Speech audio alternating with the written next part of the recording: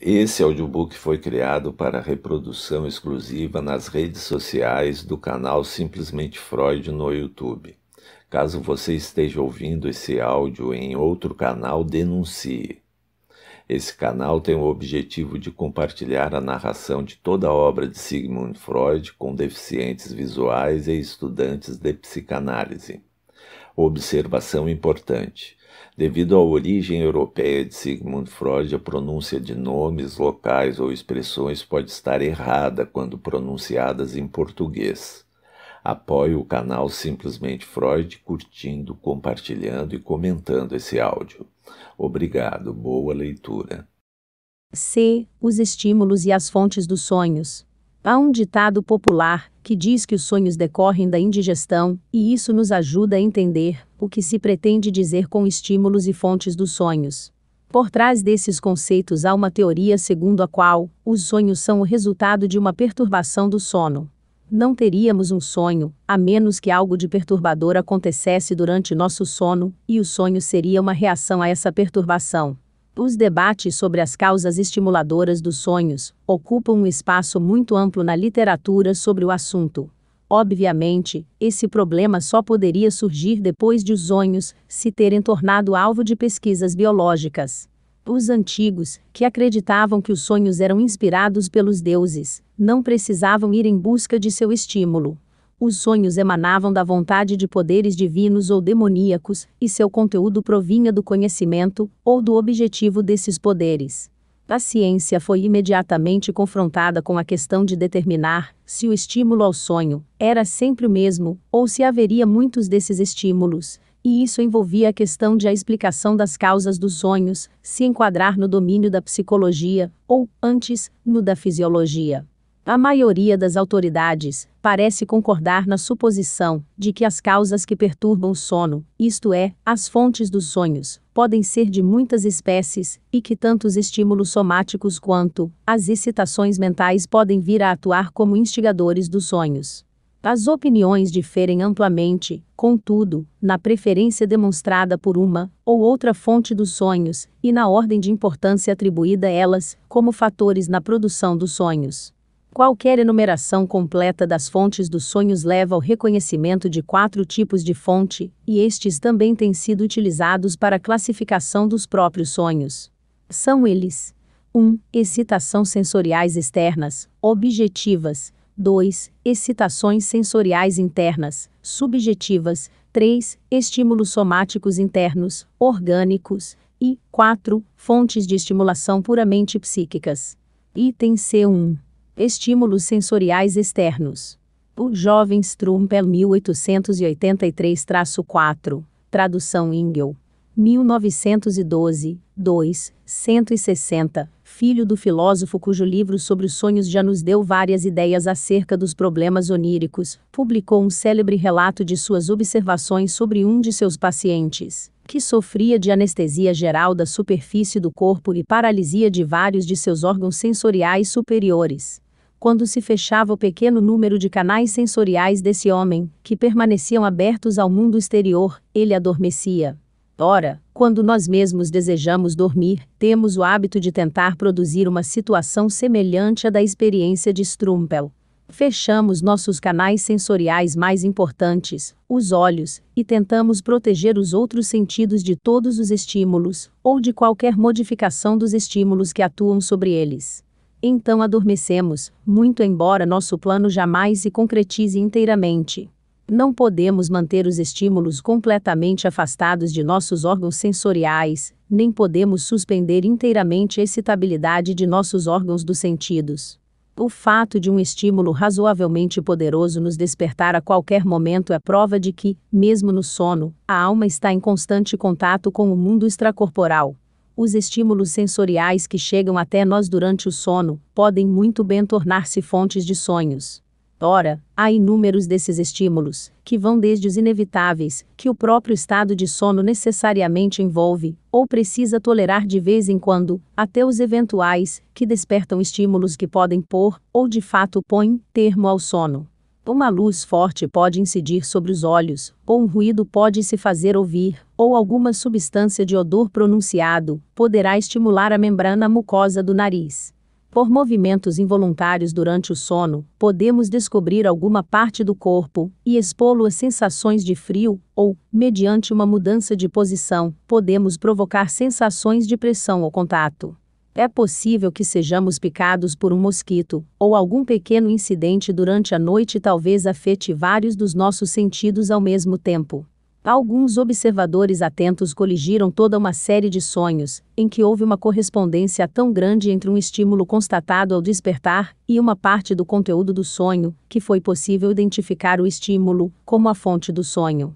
Citarei, de autoria de Jessen, 1855, 527 segundos, uma série desses sonhos, que podem ser ligados a uma estimulação sensorial objetiva e mais ou menos acidental. Todo ruído indistintamente percebido provoca imagens oníricas correspondentes. Uma trovoada nos situa em meio a uma batalha. O cantar de um galo pode transmudar-se no grito de terror de um homem. O ranger de uma porta pode produzir um sonho com ladrões. Se os lençóis da cama caírem durante a noite, talvez sonhemos que estamos andando nus de um lado para outro, ou então caindo n'água. Se estivermos atravessados na cama, e com os pés para fora da beirada, talvez sonhemos que estamos à beira de um tremendo precipício, ou caindo de um penhasco. Se a cabeça ficar debaixo do travesseiro, sonharemos estar debaixo de uma pedra enorme, prestes a nos soterrar sob seu peso.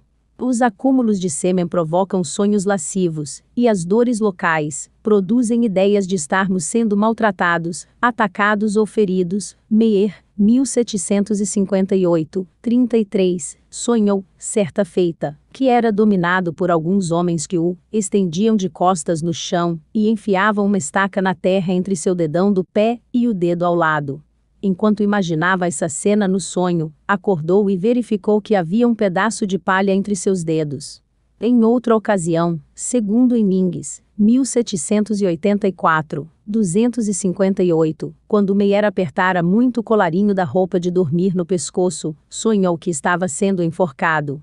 Hofbauer, 1796, 146, sonhou, quando jovem, que estava caindo de um muro alto, e ao acordar, viu que a armação da cama desabara e ele realmente caíra no chão. Gregory relata que, certa vez, quando estava com os pés num saco de água quente, sonhou ter subido até o cume do Monte Etna, onde o chão está insuportavelmente quente.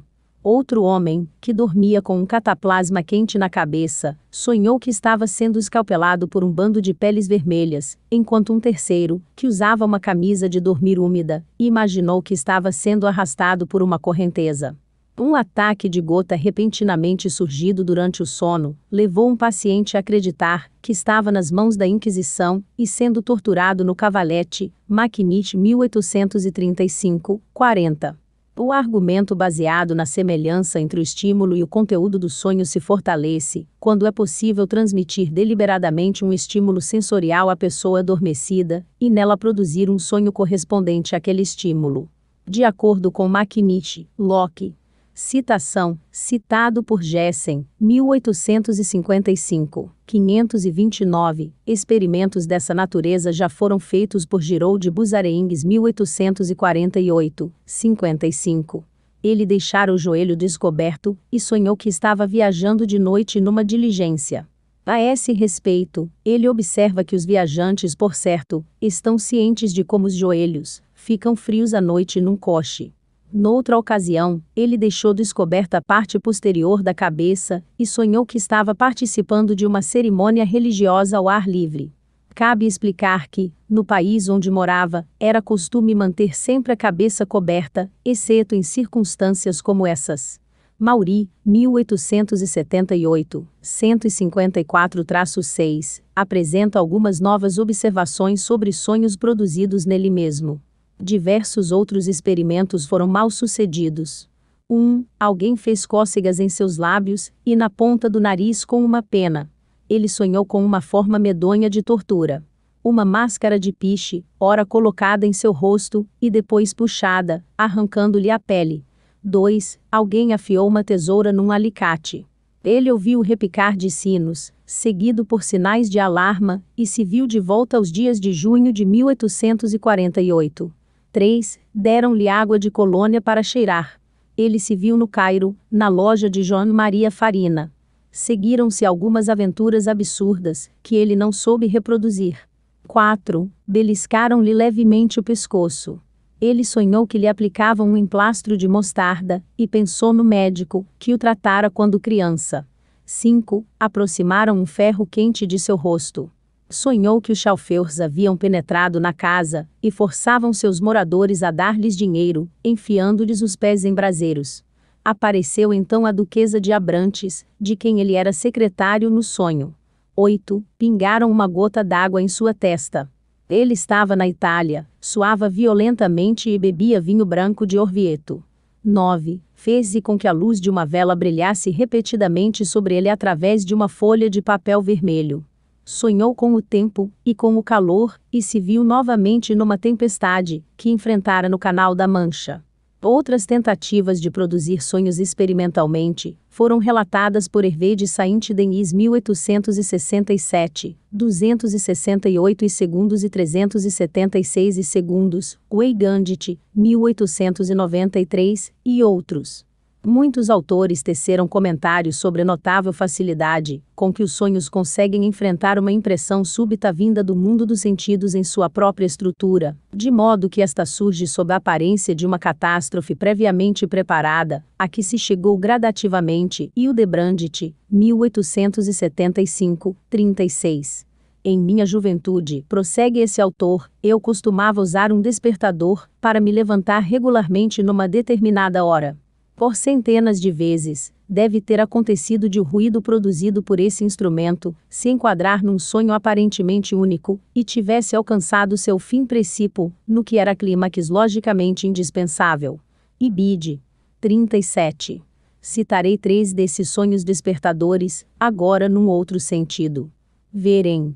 2 Volquete, 1875, 108 segundos, escreve. Um compositor, certa feita, sonhou que estava dando uma aula, e tentando esclarecer determinado ponto a seus alunos. Quando acabou de fazê-lo, voltou-se para um dos meninos, e perguntou-lhe se havia entendido.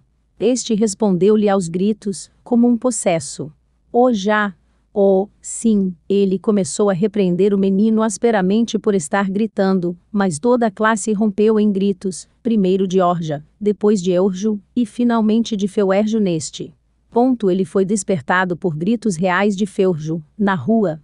Garnier, 1872, 476, conta como Napoleão I foi despertado pela explosão de uma bomba enquanto dormia em sua carruagem.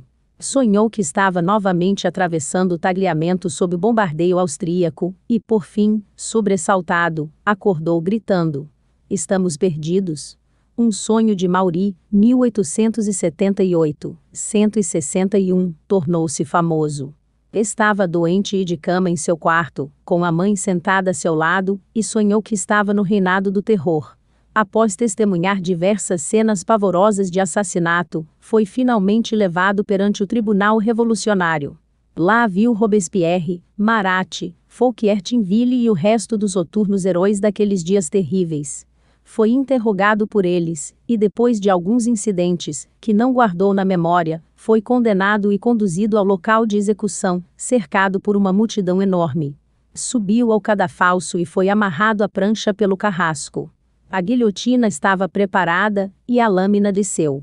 Ele sentiu a cabeça sendo separada do corpo, acordou em extrema angústia, e viu que a cabeceira da cama caíra, e lhe atingira as vértebras cervicais, tal como a lâmina da guilhotina as teria realmente atingido. Esse sonho constituiu a base de um interessante debate entre Lee Lorrain, 1894, e Heger, 1895, na Revue Philosophique. A questão levantada foi, se como era possível que alguém, ao sonhar, condensasse tal quantidade de material aparentemente superabundante, no curto período transcorrido entre a percepção do estímulo emergente e o despertar.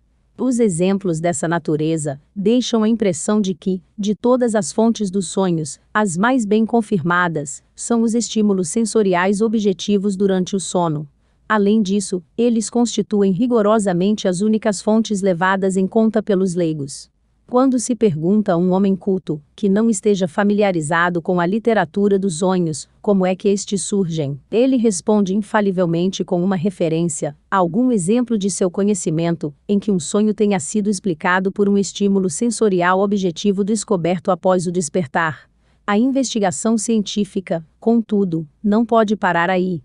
Ela encontra uma oportunidade de formular outras perguntas no fato observado, de que o estímulo que incide sobre os sentidos durante o sono, não aparece no sonho em sua forma real, mas é substituído por outra imagem que, de algum modo, está relacionada com ele. Todavia, a relação que liga o estímulo do sonho ao sonho que dele resulta, é, para citarmos as palavras de Maury, 1854, 72, Uni affinitec eu conque, mais quinta-feira neste pas unique et exclusive. Consideremos, a esse respeito, 3 dos sonhos de Hildebrandt com despertadores, 1875, 37 segundos. A questão que eles levantam é porque o mesmo estímulo teria provocado 3 sonhos tão diferentes, e porque teria provocado estes, e não outros. Sonhei então, que, numa manhã de primavera, eu estava passeando e caminhando pelos campos verdejantes, quando cheguei a uma aldeia vizinha, onde vi os aldeões em seus melhores trajes, com livros de hinos debaixo do braço, afluindo para a igreja em bandos. Claro, era domingo, e o serviço religioso matutino logo estaria começando. Resolvi participar dele, mas primeiro, como estava sentindo calor por causa da caminhada, fui até o cemitério que circundava a igreja para me refrescar. Enquanto li algumas das inscrições das lápides, ouvi o sineiro subindo para a torre da igreja, e, no alto da mesma, vi então o sino do vilarejo, que logo daria o sinal para o começo das preces.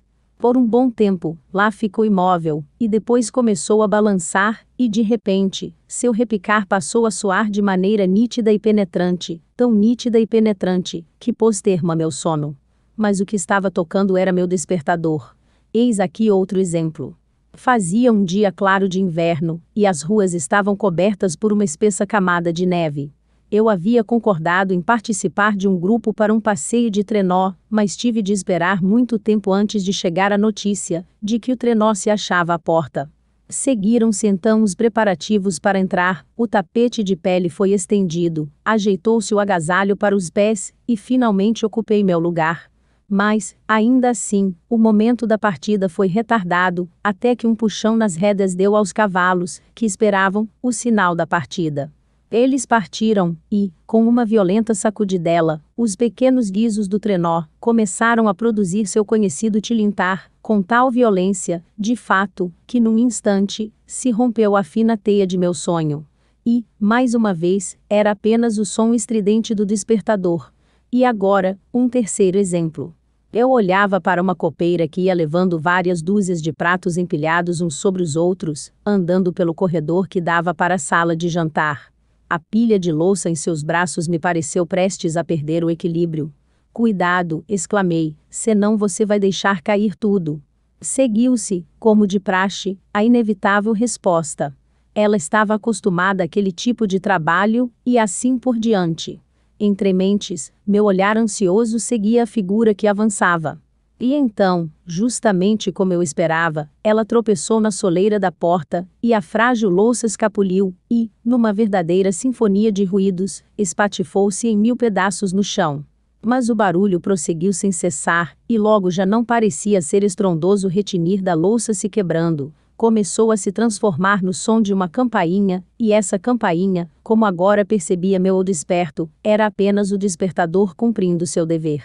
A questão de por que a mente confunde a natureza dos estímulos sensoriais objetivos nos sonhos recebe quase a mesma resposta de Strumpel, 1877, 103, e de Wundt, 1874, 659 segundos. A mente recebe estímulos, que a alcançam durante o sono sob condições favoráveis à formação de ilusões. Uma impressão sensorial é reconhecida por nós, e corretamente interpretada, isto é situada no grupo de lembranças aqui, de acordo com todas as nossas experiências, ela pertence, contanto que a impressão seja suficientemente forte, nítida e duradoura, e contanto que tenhamos tempo suficiente, a nosso dispor para considerar o assunto. Se essas condições não forem satisfeitas, confundiremos o objeto que é a fonte da impressão. Formaremos uma ilusão sobre ele. Se alguém fizer uma caminhada pelo campo, e tiver uma percepção indefinida de um objeto distante, poderá a princípio pensar que se trata de um cavalo. Vendo mais de perto, poderá ser levado a interpretá-la como uma vaca deitada, e a imagem poderá finalmente transformar-se em definitivo num grupo de pessoas sentadas no chão. As impressões de estímulos exteriores recebidas pela mente durante o sono são de natureza similarmente vaga, e com base nisso, a mente cria alusões, visto que um número maior ou menor de imagens mnêmicas é despertado pela impressão, e é através destas que ela adquire seu valor psíquico. De qual dos numerosos grupos de lembranças em causa, as imagens correlatas serão despertadas, e qual das possíveis conexões associativas, será por conseguinte posta em ação, também essas questões, segundo a teoria de Strumpel, são indetermináveis e ficam, por assim dizer, abertas à decisão arbitrária da mente. Nesta altura, defronta-se-nos uma escolha entre duas alternativas. Podemos admitir como um fato que é impossível examinar ainda mais as leis que regem a formação dos sonhos, e podemos, consequentemente, deixar de inquirir se haverá ou não outros determinantes que regem a interpretação atribuída por aquele que sonha a ilusão evocada pela impressão sensorial. Ou, por outro lado, podemos suspeitar de que o estímulo sensorial, que atinge o sujeito adormecido, desempenha apenas um modesto papel na geração de seu sonho, e que outros fatores determinam a escolha das imagens mnêmicas que nele serão despertadas.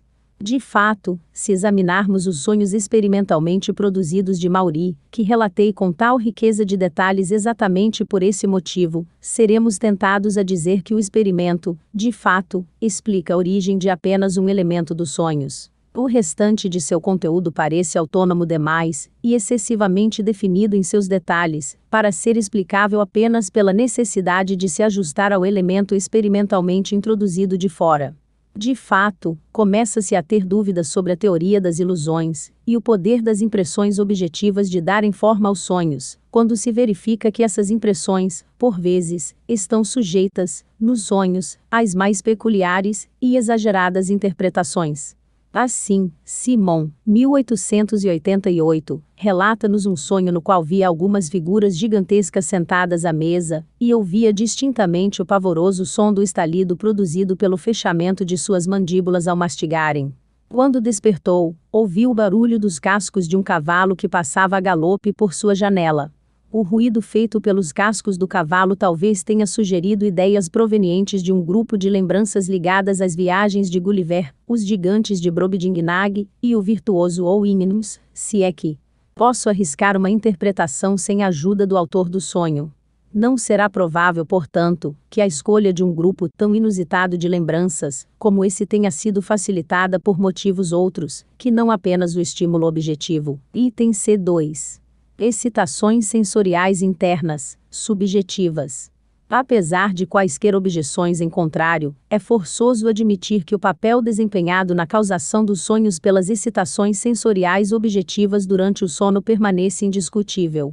E, se, por sua natureza e frequência, esses estímulos parecem insuficientes para explicar todas as imagens oníricas, somos incentivados a buscar outras fontes de sonhos análogas a eles em seu funcionamento. Não sei dizer quando despontou pela primeira vez a ideia de se levarem em conta as excitações internas, subjetivas, dos órgãos dos sentidos, juntamente com os estímulos sensoriais externos. É fato, porém, que isso é feito, mais ou menos explicitamente, em todas as discussões mais recentes da etiologia dos sonhos. Um papel essencial é também desempenhado, creio eu, escreve o Undit, 1874, 657, na produção das ilusões que ocorrem nos sonhos, pelas sensações visuais e auditivas subjetivas que nos são familiares, no estado de vigília. como as áreas amorfas de luminosidade, que se tornam visíveis para nós quando nosso campo visual é obscurecido, como tinido ou zumbido nos ouvidos, e assim por diante. Especialmente importante entre elas são as excitações subjetivas da retina. É dessa forma que se deve explicar a notável tendência dos sonhos a fazerem surgir diante dos olhos objetos semelhantes ou idênticos, em grande número. Vemos diante de nós inúmeros pássaros, borboletas, peixes, contas coloridas, flores, etc. Aqui, a poeira luminosa no campo obscurecido da visão assume uma forma fantástica, e os numerosos pontos, de que ela se compõe, são incorporados ao sonho, como um número equivalente de imagens separadas, e estas, em vista de sua mobilidade, são consideradas como objetos móveis. Isso também constitui, sem dúvida, a base da grande predileção demonstrada pelos sonhos por toda sorte de figuras de animais, pois a imensa variedade de tais formas pode se ajustar facilmente à forma específica assumida pelas imagens luminosas subjetivas. Como fontes de imagens oníricas, as excitações sensoriais subjetivas possuem a vantagem óbvia de não dependerem, como as objetivas, de circunstâncias fortuitas externas. Estão à mão, como se poderia dizer, sempre que dela se necessita como explicação. Mas estão em desvantagem, comparadas aos estímulos sensoriais objetivos, no sentido de que seu papel na instigação de um sonho é pouco, ou nada acessível à confirmação e à experimentação. A principal prova em favor do poder de instigação de sonhos das excitações sensoriais subjetivas é fornecida pelo que se conhece como alucinações hipnagógicas, ou, para empregar a expressão de Johannes Müller, 1826, fenômenos visuais imaginativos. Estes consistem em imagens, com frequência muito nítidas, e rapidamente mutáveis, que tendem a surgir, de forma bastante habitual em algumas pessoas, durante o período do adormecimento, e também podem persistir por algum tempo depois de os olhos se abrirem. Maury, que era altamente sujeito a elas, procedeu a seu exame exaustivo e sustenta, como fez Müller e Bede, 49 segundos antes dele, a ligação e mesmo a identidade delas com as imagens oníricas. Para produzi-las, diz ele, Maury, 1878, 59 segundos, faz-se necessária uma certa dose de passividade mental, um relaxamento do esforço de atenção. No entanto, basta cair num estado letárgico desse tipo por apenas um segundo, contanto que se tenha a necessária predisposição para que se experimente uma alucinação hipnagógica. Depois disso, pode-se acordar novamente, e é possível que o processo se repita várias vezes, até que afinal se adormeça. Maury verificou que, quando lhe acontecia acordar mais, uma vez após um intervalo muito prolongado, ele conseguia detectar em seu sonho as mesmas imagens que lhe haviam flutuado diante dos olhos como alucinações hipnagógicas antes de adormecer. E Bede, 134 segundos.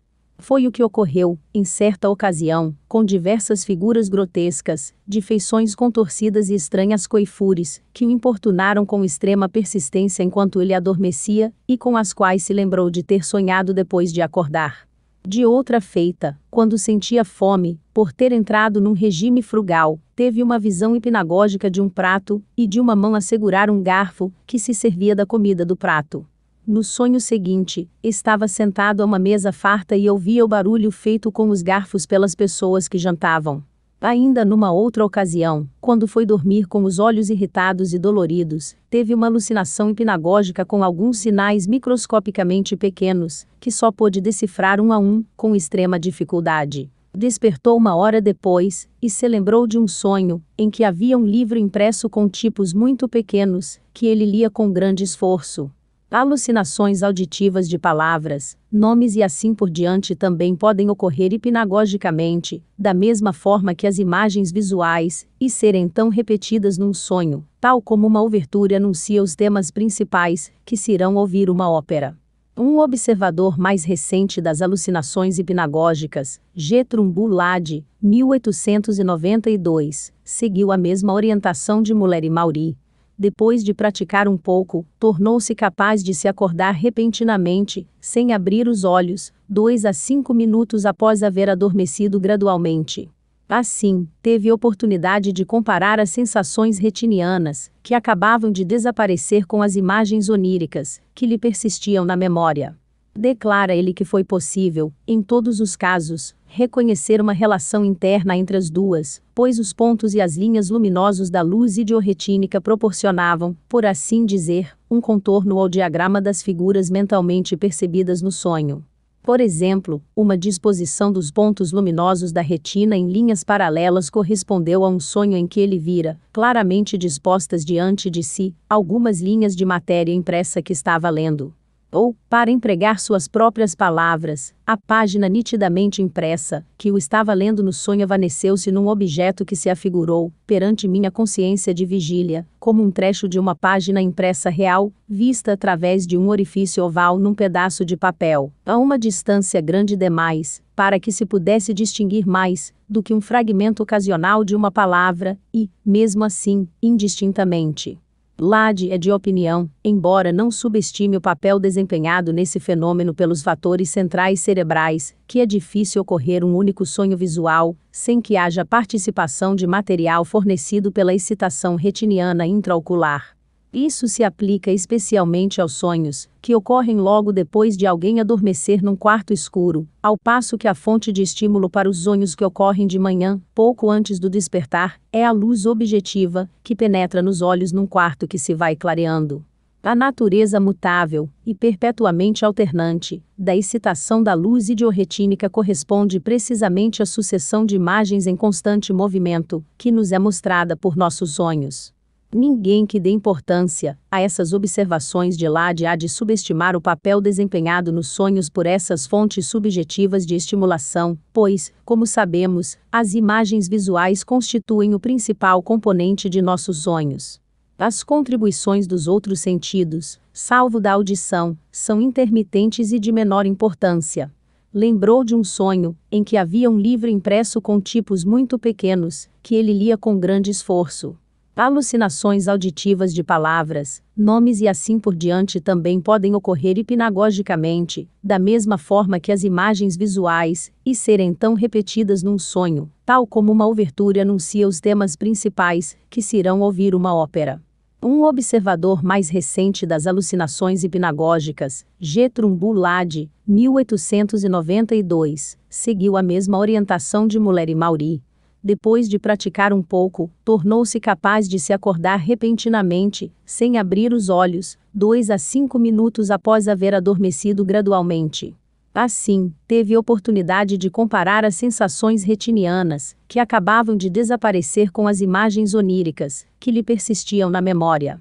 Declara ele que foi possível, em todos os casos, reconhecer uma relação interna entre as duas, pois os pontos e as linhas luminosos da luz idioretínica proporcionavam, por assim dizer, um contorno ou diagrama das figuras mentalmente percebidas no sonho. Por exemplo, uma disposição dos pontos luminosos da retina em linhas paralelas correspondeu a um sonho em que ele vira, claramente dispostas diante de si, algumas linhas de matéria impressa que estava lendo. Ou, para empregar suas próprias palavras, a página nitidamente impressa, que o estava lendo no sonho evaneceu-se num objeto que se afigurou, perante minha consciência de vigília, como um trecho de uma página impressa real, vista através de um orifício oval num pedaço de papel, a uma distância grande demais, para que se pudesse distinguir mais, do que um fragmento ocasional de uma palavra, e, mesmo assim, indistintamente. Lade é de opinião, embora não subestime o papel desempenhado nesse fenômeno pelos fatores centrais cerebrais, que é difícil ocorrer um único sonho visual, sem que haja participação de material fornecido pela excitação retiniana intraocular. Isso se aplica especialmente aos sonhos, que ocorrem logo depois de alguém adormecer num quarto escuro, ao passo que a fonte de estímulo para os sonhos que ocorrem de manhã, pouco antes do despertar, é a luz objetiva, que penetra nos olhos num quarto que se vai clareando. A natureza mutável, e perpetuamente alternante, da excitação da luz idioretínica corresponde precisamente à sucessão de imagens em constante movimento, que nos é mostrada por nossos sonhos. Ninguém que dê importância a essas observações de Lade há de subestimar o papel desempenhado nos sonhos por essas fontes subjetivas de estimulação, pois, como sabemos, as imagens visuais constituem o principal componente de nossos sonhos. As contribuições dos outros sentidos, salvo da audição, são intermitentes e de menor importância. Item C3. Estímulos somáticos orgânicos internos.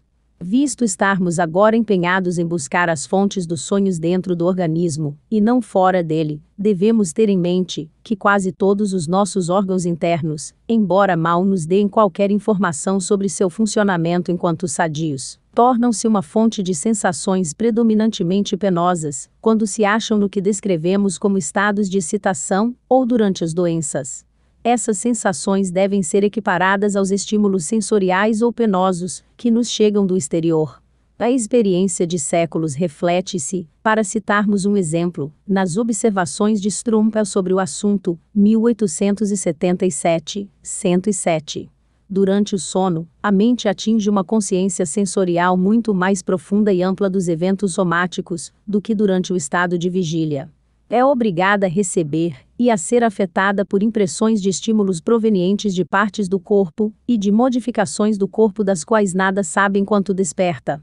Um escritor tão remoto quanto Aristóteles, já considerava perfeitamente possível que os primórdios de uma doença se pudessem fazer sentir nos sonhos, antes que se pudesse observar qualquer aspecto dela na vida de vigília, graças ao efeito amplificador produzido nas impressões pelos sonhos. Ver em 1. Também os autores médicos, que certamente estavam longe de acreditar no poder profético dos sonhos, não contestaram seu significado como pressagiadores de doenças. Cf. Simon, 1888, 31, e muitos outros autores mais antigos. Alguns exemplos do poder diagnosticador dos sonhos parecem ser invocados em épocas mais recentes. Assim, Tissier, 1898, 62 e segundos, cita a história de Artigues, 1884, 43, sobre uma mulher de 43 anos de idade que, embora aparentemente em perfeita saúde, foi durante alguns anos atormentada por sonhos de angústia. Passando então por um exame médico, verificou-se que estava no estágio inicial de uma afecção cardíaca, da qual veio finalmente a falecer. Os distúrbios pronunciados dos órgãos internos agem, obviamente, como instigadores de sonhos em inúmeros casos. A frequência dos sonhos de angústia nas doenças do coração e dos pulmões é geralmente admitida. Realmente, essa faceta da vida onírica é colocada em primeiro plano por tantas autoridades, que me contento com uma mera referência à literatura. Radestock 1879, 70, Spita 1882, 241 e segundos, Mauri 1878, 33 e segundos, Simon, 1888, Tissier 1898, 60 e segues. Tissier chega a ser de opinião que o órgão específico afetado dá um cunho característico ao conteúdo do sonho. Assim, os sonhos dos que sofrem doenças cardíacas costumam ser curtos e têm um fim assustador no momento do despertar. Seu conteúdo quase sempre inclui uma situação que implica uma morte horrível. Os que sofrem de doenças pulmonares sonham com sufocação, grandes aglomerações e fugas, e estão notavelmente sujeitos ao conhecido pesadelo. A propósito, pode-se observar que Boerner, 1855, conseguiu provocar este último experimentalmente, deitando-se com o rosto voltado para a cama, ou cobrindo as vias respiratórias. No caso de distúrbios digestivos, os sonhos contêm ideias relacionadas com o prazer na alimentação, ou a repulsa. Finalmente, a influência da excitação sexual no conteúdo dos sonhos pode ser adequadamente apreciada por todos mediante sua própria experiência, e fornece a teoria de que os sonhos são provocados por estímulos orgânicos, seu mais poderoso apoio. Além disso, ninguém que consulte a literatura sobre o assunto poderá deixar de notar que alguns autores, como Mauri 1878, 451 e segundos e Weigandit, 1893, foram levados ao estudo dos problemas oníricos pelo efeito de suas próprias doenças sobre o conteúdo dos seus sonhos. Não obstante, embora esses fatos estejam verificados sem sombra de dúvida, sua importância para o estudo das fontes dos sonhos não é tão grande como se poderia esperar. Os sonhos são fenômenos que ocorrem em pessoas sadias, talvez em todos, talvez todas as noites, e é óbvio que a doença orgânica não pode ser incluída entre suas condições indispensáveis. E o que nos interessa não é a origem de certos sonhos especiais, mas a fonte que provoca os sonhos comuns das pessoas normais.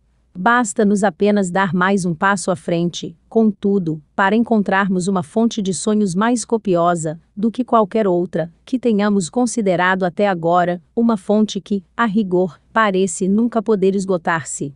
Se verificar que o interior do corpo, quando se acha enfermo, torna-se uma fonte de estímulos para os sonhos, e se admitirmos que, durante o sono, a mente, estando desviada do mundo exterior, pode dispensar maior atenção ao interior do corpo, parecer-nos plausível supor que os órgãos internos não precisam estar doentes para provocar excitações que atinjam a mente adormecida, excitações que, de algum modo, transformam-se em imagens oníricas.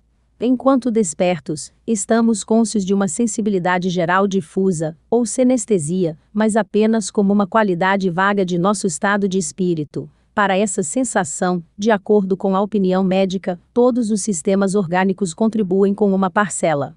À noite, porém, parece que essa mesma sensação, ampliada numa poderosa influência, e atuando através dos seus vários componentes, torna-se a fonte mais vigorosa e, ao mesmo tempo, a mais comum para instigar imagens oníricas. Se assim for, resta apenas investigar as leis segundo as quais os estímulos orgânicos se transmudam em imagens oníricas. Chegamos aqui à teoria da origem dos sonhos preferida por todas as autoridades médicas. A obscuridade em que o centro do nosso ser, o Mois Planchnik, como chama Tissier 1898, 23, fica vedado a nosso conhecimento, e a obscuridade que cerca a origem dos sonhos, coincidem bem demais para não serem relacionadas uma com a outra. A linha de raciocínio, que encara a sensação orgânica vegetativa como a formadora dos sonhos tem, além disso, uma atração particular para os médicos, por permitir uma etiologia única para os sonhos e as doenças mentais, cujas manifestações tanto têm em comum, já que as mudanças sinestésicas e os estímulos provenientes dos órgãos internos são também predominantemente responsabilizados pela origem das psicoses. Não é de surpreender, portanto, que a origem da teoria da estimulação somática remonte a mais de uma fonte independente. A linha de argumentação desenvolvida pelo filósofo Schopenhauer, em 1851, exerceu uma influência decisiva em diversos autores. Nossa imagem do universo, na opinião dele, é alcançada pelo fato de nosso intelecto tomar as impressões que o atingem de fora e remodelá-las segundo as formas de tempo, espaço e causalidade. Durante o dia, os estímulos vindos do interior do organismo, do sistema nervoso simpático, exercem, no máximo, um efeito inconsciente sobre nosso estado de espírito. Mas, à noite, quando já não somos ensurdecidos pelas impressões do dia, as que provêm de dentro, são capazes de atrair a atenção, do mesmo modo que, à noite, podemos ouvir o murmúrio de um regato que é abafado pelos ruídos diurnos. Mas, como pode o intelecto reagir a esses estímulos senão exercendo sobre ele sua própria função específica? Os estímulos, por conseguinte, são remodelados como formas que ocupam espaço e tempo, e obedecem às regras da causalidade, e assim surgem os sonhos cf. Schopenhauer, 1862, 249, e segues. Scherner, 1861, e, depois dele, Volkelt, 1875, esforçaram-se em seguida por pesquisar com maior riqueza de detalhes a relação entre os estímulos somáticos e as imagens oníricas, mas adiarei meu exame dessas tentativas até chegarmos à seção que versa sobre as várias teorias acerca dos sonhos. Ver em um psiquiatra Krauss 1859, 255, numa investigação conduzida com notável consistência, reconstrói a origem dos sonhos e deliria, de um lado, e dos delírios, de outro, até o mesmo fator, a saber, sensações organicamente determinadas. É quase impossível pensar em qualquer parte do organismo que não possa ser o ponto de partida de um sonho ou de um delírio. As sensações organicamente determinadas podem ser divididas em duas classes. 1. As que constituem a disposição de ânimo geral, sinestesia, e 2. As sensações específicas imanentes nos principais sistemas do organismo vegetativo. Dentre estas últimas devem-se distinguir 5 grupos. A. Sensações musculares. B. Respiratórias. C. Gástricas. D. Sexuais. E periféricas. Krauss supõe que o processo pelo qual as imagens oníricas surgem com base nos estímulos somáticos é o seguinte: a sensação despertada evoca uma imagem cognata, de conformidade com alguma lei de associação. Combina-se com a imagem numa estrutura orgânica, a qual, no entanto, a consciência reage anormalmente, pois não presta nenhuma atenção à sensação e dirige toda ela para as imagens concomitantes, o que explica por que os verdadeiros fatos foram mal interpretados por tanto tempo. Krauss tem um tempo especial para descrever esse processo: a transubstanciação das sensações em imagens oníricas.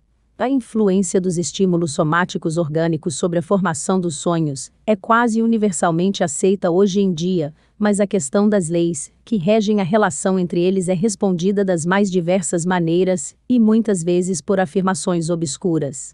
Com base na teoria da estimulação somática, a interpretação dos sonhos defronta-se assim com o problema especial de atribuir o conteúdo de um sonho aos estímulos orgânicos que o causaram. E, quando as normas de interpretação formuladas por Scherner, 1861, não são aceitas, muitas vezes nos vemos diante do fato desconcertante de que a única coisa que revela a existência do estímulo orgânico é precisamente o conteúdo do próprio sonho.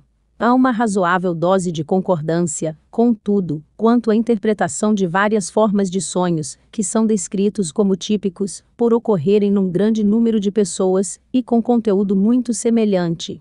São eles os conhecidos sonhos de cair de grandes alturas, de dentes que caem, de voar e do embaraço de estar despido, ou insuficientemente vestido. Este último sonho é atribuído simplesmente ao fato de a pessoa adormecida perceber que atirou longe os lençóis e está exposta ao ar. O sonho com a queda dos dentes é atribuído a um estímulo dental, embora isso não implique, necessariamente, que a excitação dos dentes é patológica. De acordo com Strumpel 1877, 119, sonhar que se está voando é a imagem que a mente considera apropriada como interpretação do estímulo produzido pela elevação e pelo abaixamento dos lobos pulmonares nas ocasiões em que as sensações cutâneas no tórax deixam de ser conscientes. É esta última circunstância que leva a sensação ligada à ideia de flutuar. Disse que o sonho com as quedas de grandes alturas se deve a um braço que passa a pender do corpo, ou a um joelho flexionado, que se estende de súbito, num momento em que a sensação de pressão cutânea começa a não mais ser consciente. Os movimentos em questão fazem com que as sensações táteis voltem a se tornar conscientes, e a transição para a consciência é psiquicamente representada pelo sonho de estar caindo, ibid. 118. O evidente ponto fraco dessas tentativas de explicação, por mais plausíveis que sejam, está no fato de que, sem quaisquer outras provas, elas podem produzir hipóteses bem-sucedidas de que este ou aquele grupo de sensações orgânicas entra ou desaparece da percepção mental, até se obter uma configuração que proporcione uma explicação do sonho. Mais adiante, terei oportunidade de voltar à questão dos sonhos típicos e de sua origem. Veren 1, 2 e 3 Simon, 1888, 34, e segues. Tentou deduzir algumas das normas que regem a forma pela qual os estímulos orgânicos determinam os sonhos resultantes, comparando uma série de sonhos semelhantes. Afirma ele que, quando um aparelho orgânico, que normalmente desempenha um papel na expressão de uma emoção é levado, por alguma causa estranha durante o sonho, ao estado de excitação, que geralmente se produz pela emoção, surge então um sonho que contém imagens adequadas à emoção em causa. Outra regra estipula que, se um órgão estiver em estado de atividade, excitação ou perturbação durante o sono, produzirá imagens relacionadas com o desempenho da função executada pelo órgão em questão. Morrui Vold, 1896, dispôs-se a provar experimentalmente, num setor específico, o efeito sobre a produção dos sonhos, que é sustentado pela teoria da estimulação somática. Seus experimentos consistiram em alterar a posição dos membros de uma pessoa adormecida e comparar os sonhos resultantes com as alterações efetuadas. Eis como enuncia seus resultados. 1. A posição de um membro no sonho corresponde aproximadamente à sua posição na realidade. Assim, sonhamos com o membro numa posição estática quando ele se acha efetivamente imóvel. 2. Ao sonharmos com um membro em movimento, uma das posições experimentadas no processo de concluir o movimento corresponde, invariavelmente, à posição real do membro. 3. A posição do próprio membro do sonhador pode ser atribuída, no sonho, a alguma outra pessoa. 4. Pode-se ter um sonho de que o movimento em questão está sendo impedido. 5. O membro que se encontra na posição em questão pode aparecer no sonho, como um animal ou um monstro, em cujo caso, se estabelece uma certa analogia entre eles. 6. A posição de um membro pode dar margem, no sonho, a pensamentos que tenham alguma relação com o membro. Dessa forma, em se tratando dos dedos, sonhamos com números. Estou inclinado a concluir desse tipo de resultados que, nem mesmo a teoria da estimulação somática, conseguiu eliminar inteiramente a visível ausência de determinação na escolha das imagens oníricas a serem produzidas. C3. Fontes psíquicas de estimulação, enquanto abordávamos as relações dos sonhos com a vida de vigília e o material onírico, verificamos que os mais antigos e mais recentes estudiosos dos sonhos eram unânimes na crença de que os homens sonham com aquilo que fazem durante o dia e com o que lhes interessa enquanto estão acordados em um. Tal interesse, transposto da vida de vigília para o sono, seria não somente um vínculo mental, um elo entre os sonhos e a vida, como também nos proporcionaria uma fonte adicional de sonhos, que não seria de se desprezar. De fato, tomado em um conjunto com os interesses que se desenvolvem durante o sono, os estímulos que afetam a pessoa adormecida, talvez ele pudesse ser suficiente para explicar a origem de todas as imagens oníricas. Mas também ouvimos a afirmação oposta, ou seja, a de que os sonhos afastam o sujeito adormecido dos interesses diurnos, e que, em regra geral, só começamos a sonhar com as coisas que mais nos impressionaram durante o dia depois de elas terem perdido o sabor de realidade na vida de vigília. Ver em 1 e 2 assim, a cada passo que damos em nossa análise da vida onírica, sentimos que é impossível fazer generalizações sem nos resguardarmos por meio de ressalvas como frequentemente, via de regra, ou na maioria dos casos, e sem estarmos dispostos a admitir a validade das exceções. Se fosse verdade que os interesses de vigília, juntamente com os estímulos internos e externos durante o sono, bastam para esgotar a etiologia dos sonhos, deveríamos estar em condições de dar uma explicação satisfatória da origem de todos os elementos de um sonho. O enigma das fontes dos sonhos estaria resolvido, e restaria apenas definir a parcela cabível, respectivamente, aos estímulos psíquicos e somáticos em qualquer sonho específico.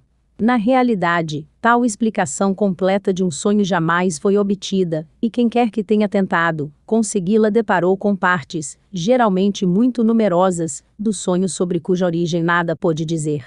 Está claro que os interesses diurnos não são fontes psíquicas tão importantes dos sonhos quanto se poderia esperar das asserções categóricas de que todas as pessoas continuam a transpor seus assuntos diários para seus sonhos. Não se conhecem quaisquer outras fontes psíquicas dos sonhos. Assim, ocorre que todas as explicações dos sonhos apresentadas na literatura sobre o assunto, com a possível exceção das de Scherner, que serão abordadas posteriormente verem deixam uma grande lacuna, quando se trata de atribuir uma origem às imagens de representação, que constituem o material mais característico dos sonhos. Nessa situação embaraçosa, a maioria dos que escrevem sobre o assunto tende a reduzir ao mínimo o papel desempenhado pelos fatores psíquicos na instigação dos sonhos, visto ser tão difícil chegar a esses fatores. É verdade que esses autores dividem os sonhos em duas classes principais, as causadas pela estimulação nervosa e as causadas pela associação, das quais as últimas têm sua fonte exclusivamente na reprodução de material já vivenciado, cf. Undit, 1874, 657. Não obstante, não conseguem fugir a uma dúvida. Saber se algum sonho pode ocorrer sem ser impulsionado por algum estímulo somático. Volquet, 1875, 127. É difícil até mesmo dar uma descrição dos sonhos puramente associativos. Nos sonhos associativos propriamente ditos, não há nenhuma possibilidade de existir tal núcleo sólido derivado da estimulação somática. Até mesmo o próprio centro do sonho está apenas frouxamente reunido.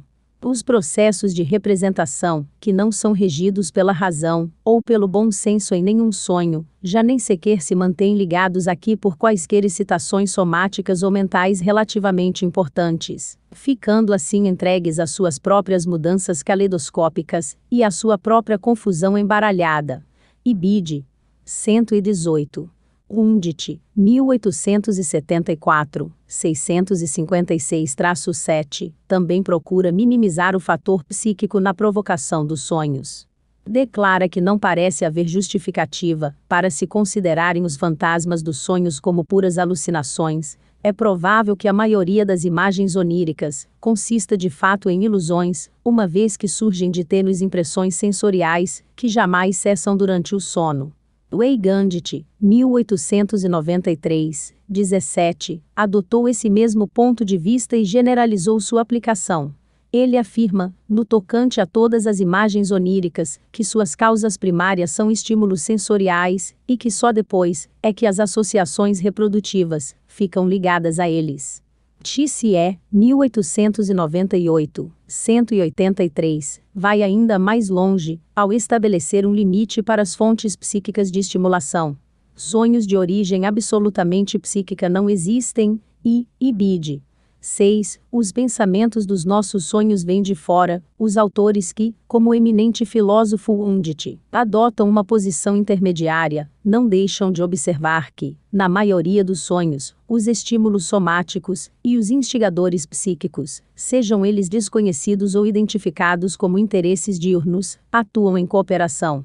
Verificaremos mais tarde que o enigma da formação dos sonhos pode ser solucionado pela revelação de uma insuspeitada fonte psíquica de estimulação. Entre mentes, não teremos nenhuma surpresa ante a superestimação do papel desempenhado na formação dos sonhos por estímulos, que não decorrem da vida mental. Não apenas eles são fáceis de descobrir, e até mesmo passíveis de confirmação experimental, como também a visão somática da origem dos sonhos, está em perfeita harmonia com a corrente de pensamento predominante na psiquiatria de hoje. É verdade que a predominância do cérebro sobre o organismo é sustentada com aparente confiança.